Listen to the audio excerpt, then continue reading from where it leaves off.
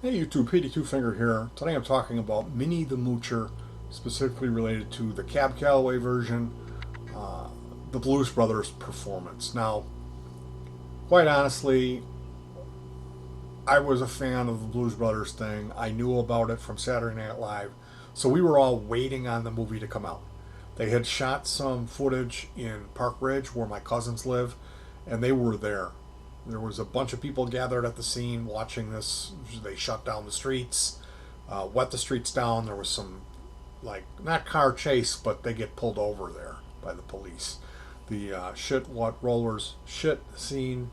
I hope they don't got skamats. That's all shot in Park Ridge. And if you're in Chicago or an Illinois fan of the Blues Brothers, there's a website which is called Blues Brothers Chicago Filming Locations, and it gives you a shot by shot map with all the locations of where they filmed. So definitely want to check that out. I'll try to include as much as I can in the description. So Minne the Moocher is a Betty Boop cartoon in 1931. It's a Max Fleischer cartoon, and you see a young Cab Calloway in 1931 performing. He's like, is he the conductor? He's got a stick in his hand, but he's basically doing the dance. He's young. You can watch this cartoon. It opens up with the first round of Minne the Moocher black and white footage of Cab and his orchestra. Check out that drummer. You recognize that? This drummer's at the wrong gig.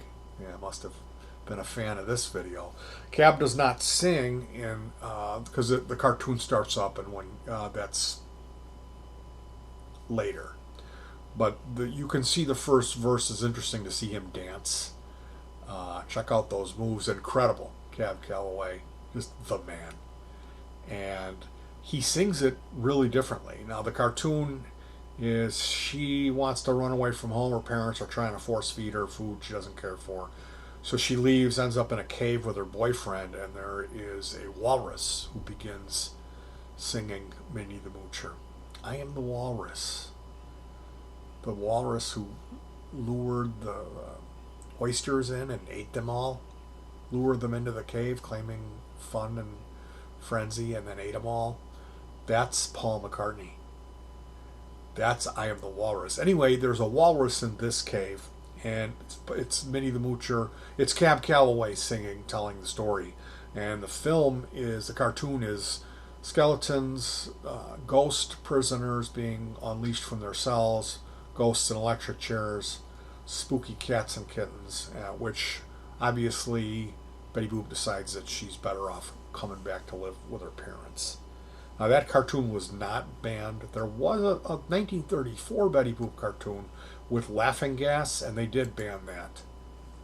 But the Minne the Moocher Cab Calloway is like a jazz standard. It was the first jazz record to sell over 1 million records. And it's got this call and response, which is a scat phrase that he has the band members and the audience repeat until making it too fast and complicated for the audience to repeat it, which is just genius because it gets the audience participation in, so they're really part of the deal. But at the same time, there's that one line that he does that cements him as being in command. Like, yeah, you're the audience and I'm the performer, but I'm in charge here. When he does the really hard, complicated, fast lines. Forgive me for wearing the glasses. I'm going back and forth between looking at the camera and reading from Wikipedia, which I was called out in the comment section for doing this, and I'm sorry, but I'm not going to write a script in a video like this. And the video that I was called out for, I did write a script, and the thing was, it was from a book. And if you read the Wikipedia page, all of the sources are from that same book. Because there is no other source on the topic of Craig Smith Matria Kali Acid Casualty episode number 7. So if you're new to the channel and you haven't checked out the Acid Casualty series yet, That's what people tend to really gravitate on this channel. And if you like rock and roll, you're interested about tragedy, these stories of young people who skyrocketed to the top and then lost everything uh, through mental illness. Wasn't the LSD, but the LSD took the blame. That's the Acid Casualty series, and that's on this channel. You can also see a couple of those episodes on my Vimeo because they got kicked off of YouTube. Minne the Moocher was inducted into the Grammy Hall of Fame in 1999. In 2019, it was selected for preservation in the National Recording Registry as culturally, historically, or aesthetically significant by the Library of Congress. It has been argued that it was the first jazz record to sell 1 million copies, which of course is incorrect because Minne the Moocher is a pop song. The song was based lyrically on Frankie Halfpipe Jackson's 1927 version of the 1900s vaudeville song Willie the Weeper. Bette Davis sings this version in The Cabin in the Cotton. Another thing to look for as a link in the description. The lyrics are heavily laden with drug references. The character Smokey is described as cokey. Remember that? He says, she loved him even though he was cokey. And then Blue Lou Marini does a on his trumpet. So this means that Smokey Joe, her boyfriend, was a user of cocaine. He took her down to Chinatown and taught her how to kick the gong around. The phrase kick the gong around was slang reference to smoking opium. So here we go. Minne the Moocher, laden with drug references. Minne the Moocher, 1951 issue of Jet magazine, gives the account of Minnie, on whom the song was based. Minne the Moocher has died.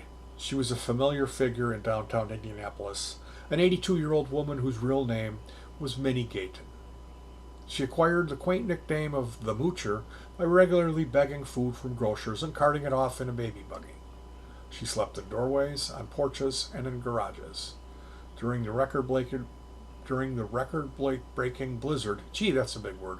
During the record-breaking blizzard, her body was found on a porch blanketed with snow. She died from exposure, and that's a downer. That is a downer. So we see in the other references to Minnie, Cab Calloway featured her in all kinds of other songs. She's in a Marx Brothers movie, A Night at the Opera. There's a line about her. 1932, Boswell Sisters did their own jazz version of it. Jeffrey Lewis had a Moocher from the Future on a 2009 album, MRI. Let's see, Blanche Calloway and her Joy Boys recorded Growlin' Dan, in which Minnie is evoked, along with the Heidi Ho, the Danridge Sisters. Minne the Moocher is dead. Calloway appeared in the 1980 film The Blues Brothers, sang a newly recorded version, Minne the Moocher, in their original style of big band. So, that,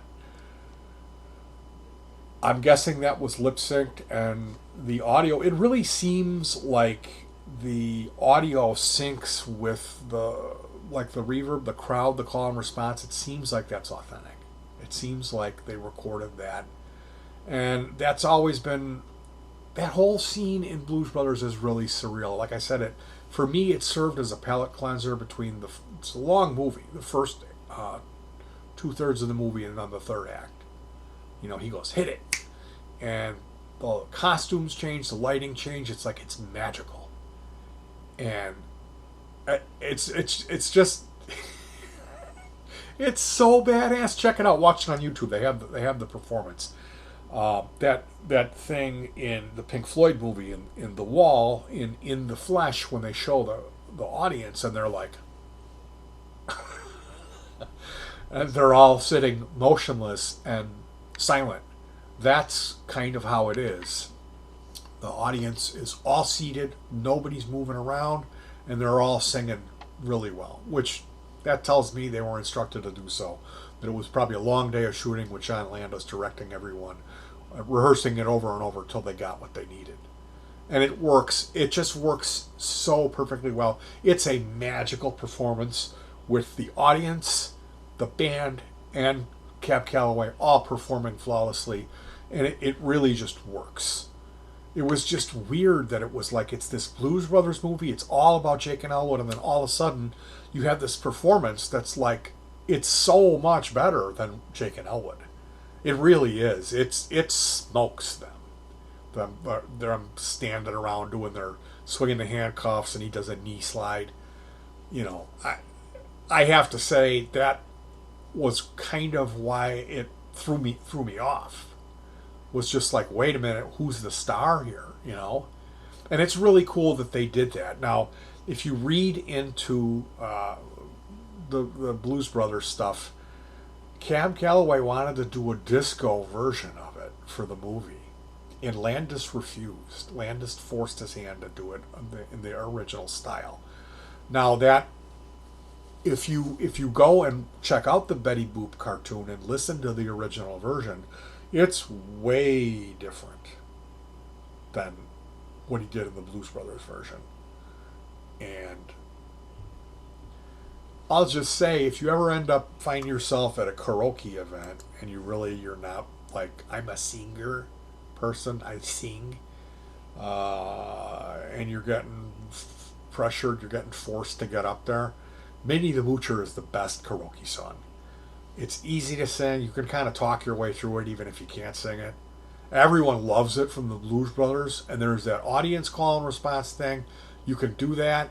You can get stupid in the fast parts, and the people are all out there with their drinks with their buddies, and then that encourages participation where the spotlight isn't on them. So they'll all get into it and sing it, and then of course you get a huge round of applause at the end of it because they're basically applauding for themselves. Now, if you find yourself having to get back up there, if they're like, this was a fluke, he did the Blues Brothers song, what you do, you go up there and you pick Rocky Raccoon, the Paul McCartney song off the White Album, and it's a similar kind of thing. It's easy to sing. Anybody can do Rocky Raccoon. It's got a scat thing at the end. Make sure you don't put the mic down. Do the scat thing at the end, and you'll get an unbelievable applause for doing that. And then if you got to get up a third time, living on a prayer. I don't know what to tell you to do. I never got up 3 times. But that's my karaoke advice for you. That was my Minne the Moocher video. I always really loved that performance. There was just something magical about it. And today, when I was watching it, I paused it after he said kick the gong around and typed that into Google and found out what it means on Urban Dictionary, which is smoking opium. Now, there's another adult context meaning for kicking the gong around. I'm not buying that. That's not what Calloway wasn't talking about jerking the gherkin. He was talking about smoking opium. So definitely, if you're interested, or if you're from Chicago or from Illinois, it's fascinating to check out the Blues Brothers Chicagoland Filming Locations website. I'll put that link in the description. Check out the Betty Boop cartoon. And if you want, go back and watch the Blues Brothers performance. It's worth it. It's flawless. It's absolutely flawless. Now, I really don't know about specifically how it was done. I suppose that's bad on me. I could find that out. I could get the book or look into it. Was it a studio recording that was lip synced to with live audience response that they filmed? That's probably how it was done. I don't think they performed it live. I think it was done in the studio and then he came out and lip synced it. I could be wrong about that, but either way, it worked so well. If you watch it, I can't tell that he's lip syncing. It comes off flawlessly. It seems like you're there. It's that good. So, yeah, if you haven't seen that, check it out. It's a wonderful performance. If you have seen it, you're going to like it just as much watching it again. So, thanks for joining me today. I'll see you guys soon with some actual music. Peace.